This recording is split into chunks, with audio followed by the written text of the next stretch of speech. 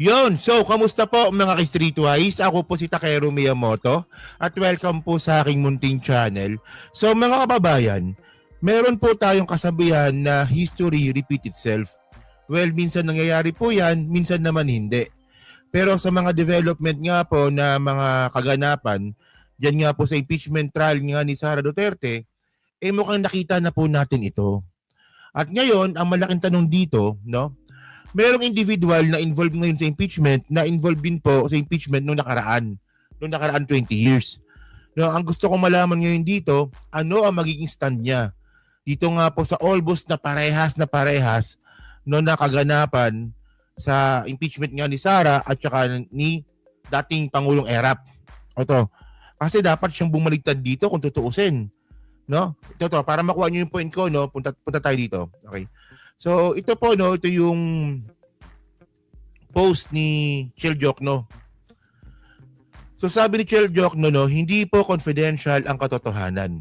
Well, tama naman siya doon, di ba? Hindi naman talaga confidential yan. So, continue pa natin. Sabi niya dito, Akbayan Representative Chel Jokno said confidentiality should not prevail in the impeachment proceedings as the House prosecution challenged the defense to move to block the subpoena request for Vice President Sara Duterte's bank and tax records, saying the court objective is to uncover the truth and ensure accountability. Okay.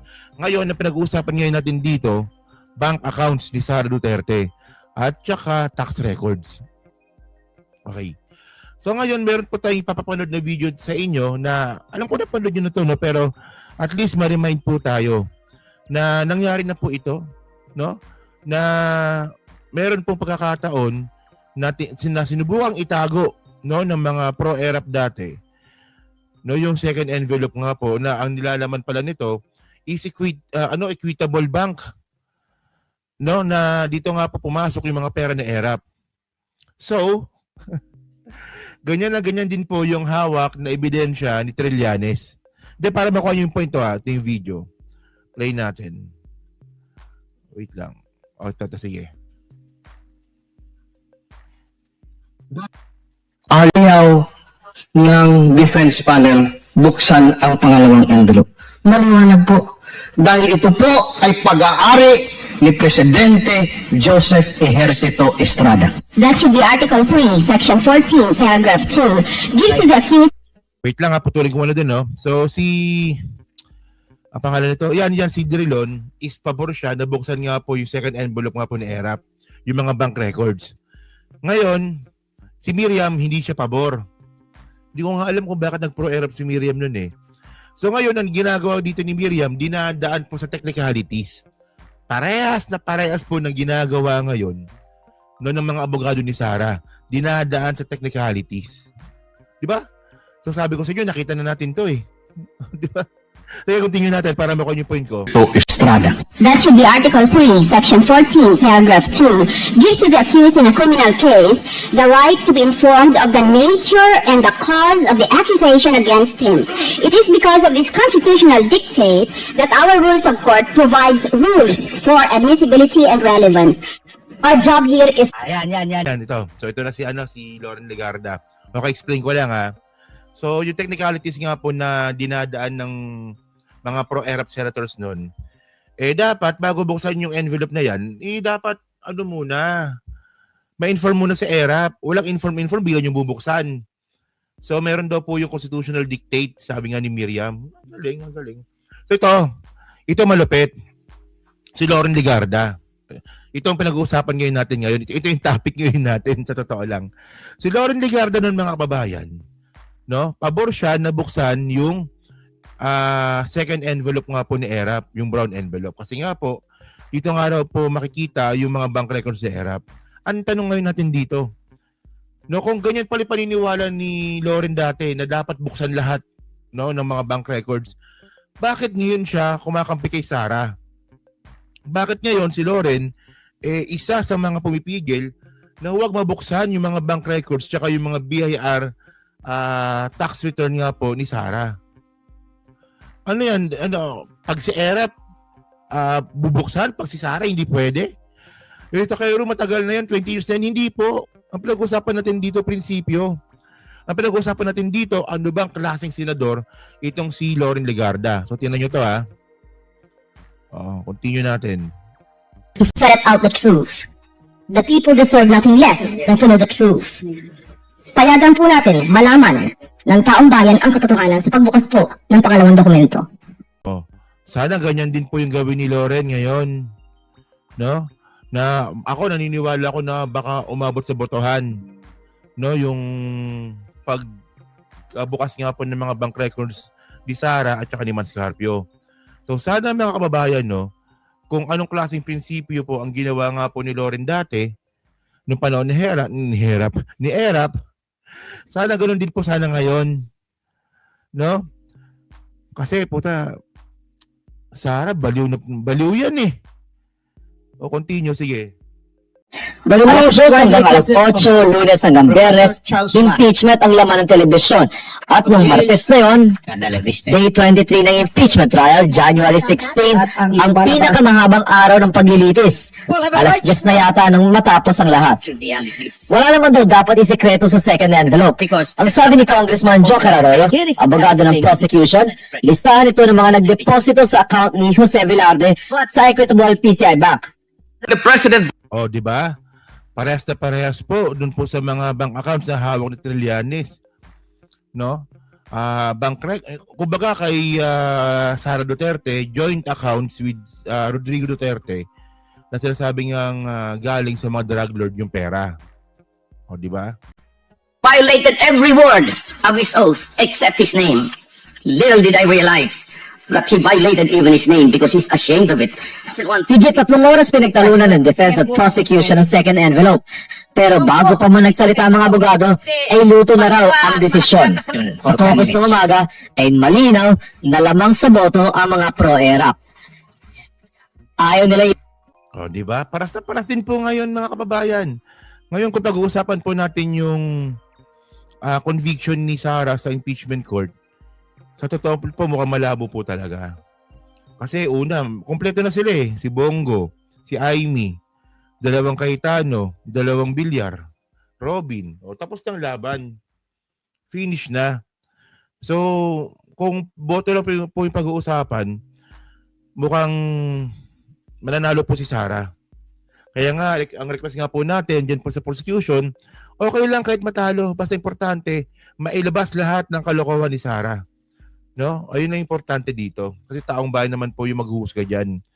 No? So, ang point natin dito, no, kung nilabas na nga po lahat, pero si Sara pa rin po yung magiging presidente sa 2028, ang may problema na dito, Pilipino. Ganun na yun. O. Okay, continue, sige. ipabaya kay Chief Justice Davide ang pasya dahil kung nagkataon, ipalalabas ng presiding officer ang nilalaman ng second envelope. Pinilit na lamang ni Senador Sergio Esmeña na magkalabasan ng boto. Malaman man lamang ng taong bayan kung sino-sino ang 11 senador na gustong ibaw ng ebidensya ng prosecution. To open it, the vote should be yes. And a vote not to open, the vote should be no. Umaga pa lamang ay alam na ng mga taga-media ang planong walkout ng prosecution panel. May I explain my vote? The Senate President may explain his vote. I vote to open the second envelope. I vote to do so because that is the only way to determine whether or not the contents of the envelope are relevant or material to the case at bar. Because of this development, Mr. Chief Justice, I realize that the noes have it, and therefore I resign my presidency of the Senate as soon as my successor is elected. Pero nabigla ang lahat nang magbiti si Senate President Aquilino Pimentel Jr. kahit siya'y nadismaya sa pangmamaniobra daw ng mga pro-ERAP. You have 10 yes votes and 11 no votes. The no votes have it. Ito nalala ko to eh. Naging popular po yung reaksyon ni Davide nung binasa niya nga po yung decision ng mga senador po natin. So, at least ito mga kababayan, no? Ito malupit, ito. Continue natin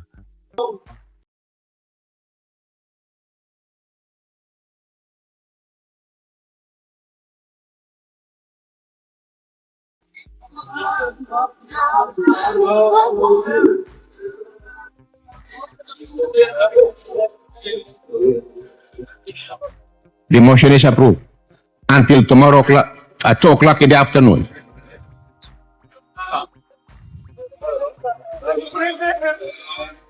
Yan, so dito po no, yung si Drilon umiyak. Oo.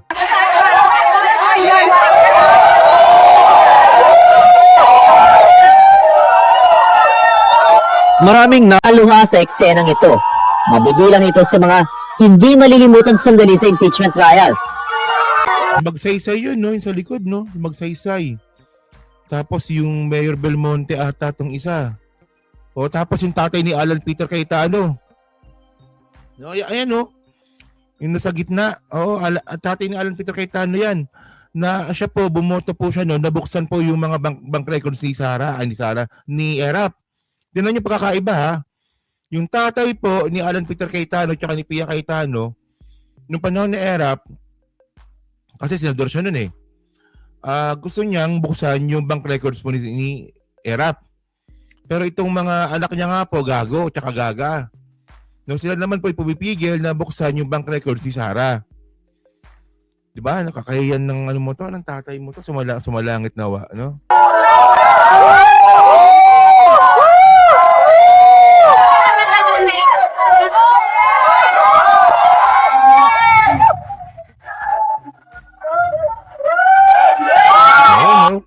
Si Loren, isa pa yun si Loren. O si Loren dati mga kababayan, isa siya sa mga bumoto para buksan nga po yung bank records ni Erap. Kasi nga daw po ang katotohanan dapat di tinatago. Pero bakit ngayon mga kababayan, itong si Loren, iba na po yung stand. No, kaya ako, nadidismaya na po talaga ako, no? Kasi lahat ng to, no? Ang tawag dito politika. No? Na tandaan natin na itong mga politiko na to, no, ano yan eh, yung pagiging public servant nila, secondary lang nila yan. No, ang pinaka-priority talaga ng mga yan, sarili nila. O, ano nangyari kay Loren? O, pagkatapos niya kalabanin si Erap, tumakbong senador. Tumakbong vice president. Yung nga lang talo. Muntik na siya manalo. Muntik lang.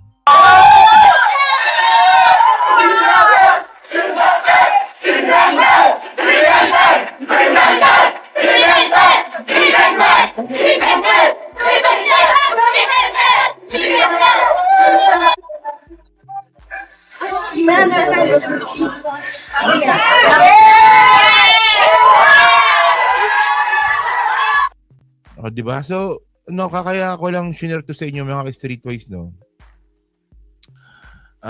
Dito natin makikita, no, na sana, no, mayroong bumaliktad. Diyan po sa DDS Black, no, at sana mukhang si Loren. No, kasi pag may bumaliktad lang na isa diyan, mukhang may laban po tayo kasi kung may isip nga po natin, no, si Loren nga po is paporsya, nabuksan nga po yung bank records ni Erap dati. So sana ngayon, gawin niya rin po yung ganyang klaseng prinsipyo. Ngayong si Sara naman po, yung nasa impeachment trial, siya po yung nakasalang.